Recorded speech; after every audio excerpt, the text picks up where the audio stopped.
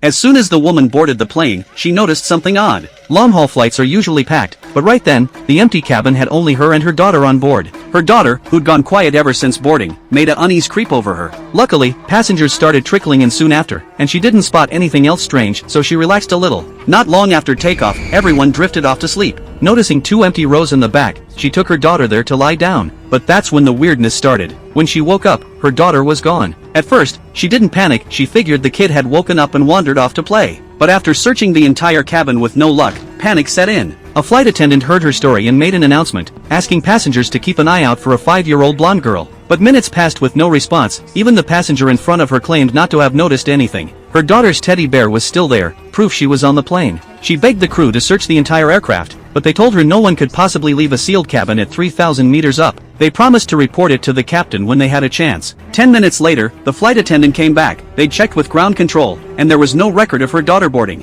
Her name wasn't on the passenger list, either. The woman thought it was ridiculous and fumbled for her boarding passes to prove it, but only her own was in her pocket. A chill ran down her spine. She rushed to check the overhead bin, but her daughter's backpack was gone too. No matter how she tried to explain, the crew just thought she was having a mental episode. Her anxiety spiked, she was sure her daughter was in danger. In a panic, she bolted for the cockpit, but a detective grabbed her from behind. When he heard her daughter was missing, he offered to help her talk to the captain. The captain, after hearing the story, ordered everyone back to their seats, closed the bathroom doors, and launched a full cabin search. Flight attendants combed every corner. Detective Jeff stuck close to the woman, worried she might do something rash. Then she froze, she swore she'd seen that bearded guy before. Half an hour passed with no progress, and the captain was losing patience. When word came they might stop searching, the woman lost it. But the search was disturbing other passengers, so tensions rose. Suddenly, something clicked. She sprinted through the cabin to find the bearded man. In her memory, he'd stared at her daughter when they checked into their hotel the day before, maybe he'd done something to her. But the bearded man insisted he'd stayed at a different hotel and had never seen her.